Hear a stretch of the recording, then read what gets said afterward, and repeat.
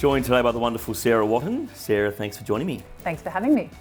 Look, I'm still seeing that it's a buyer's market with a lot of choice out there for buyers. What are you seeing in this market? I think there's a lot of good property out on the market at the moment. We're seeing lots of good buyers. We're seeing some good action from buyers. I think we're seeing a lot of people on the same page now, vendors and buyers coming to, a sense of simpatico in terms of pricing. So yeah, I think it's becoming a more balanced market at the moment, yeah. It seems to me like if a property's priced well early in a campaign, that we're seeing a lot of early activity and a lot of early action. Look, I know you got some properties sold last week, two of which weren't on the market very long at all. What's your read on sort of pricing strategy in a market like this? I think you have to be sort of preemptive with this as an agent with your vendor, and we try to be, in terms of educating them to how it might flow. Yep. No one in the universe can tell anyone exactly what their property will get. I don't believe that. We use our best intelligence and the best data to hand to get it to market at a level that will resonate and hopefully encourage competition maybe or commitment from buyers. So we always preempt the fact with our vendors that if that doesn't happen early on, that we might need to adjust, and that's happening all the time. You can adjust up, you can adjust down. You need to be aware of that, yeah. Buyers in the Highlands are lucky enough to have a choice of all kinds of properties. Some amazingly beautiful, unique properties, one of which we're at here today.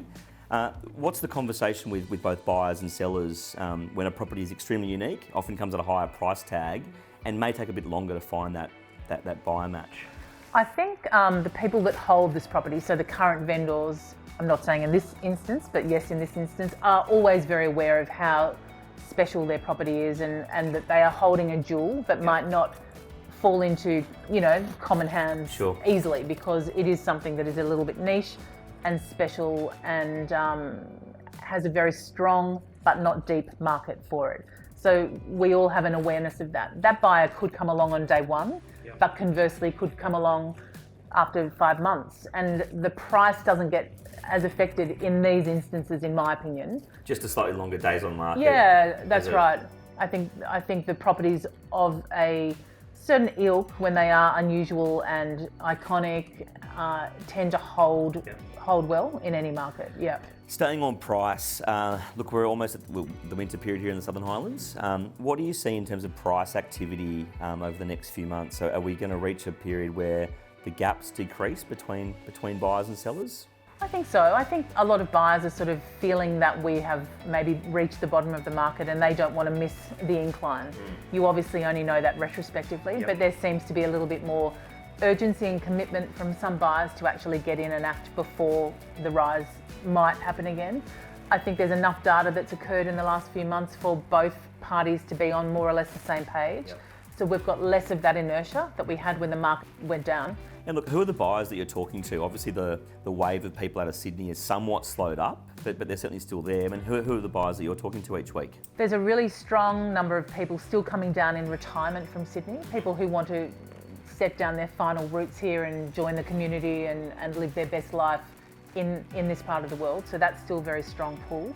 Lots of young families still coming out of Sydney, wanting to create the kind of lifestyle that they had in Sydney of old or in their growing up in the Highlands, and they want that for their children with the schools here and the land here. So there's still that pull. And then there are people who are lucky enough to be in the position to upgrade in this kind of market. We're seeing quite a lot of movement within. Yeah, people who bought 2 or 3 years ago or 3 or 4 years ago who now want more land or a bigger home. That's right. There's such diversity of stock in the Highlands, isn't there, that I think you can shift markets and shapes and sizes just within one postcode. So there's always that sort of transacting going on. Yeah. Well, Sarah, thank you very much for your time today. Appreciate talking with you. My pleasure. Thanks for having me.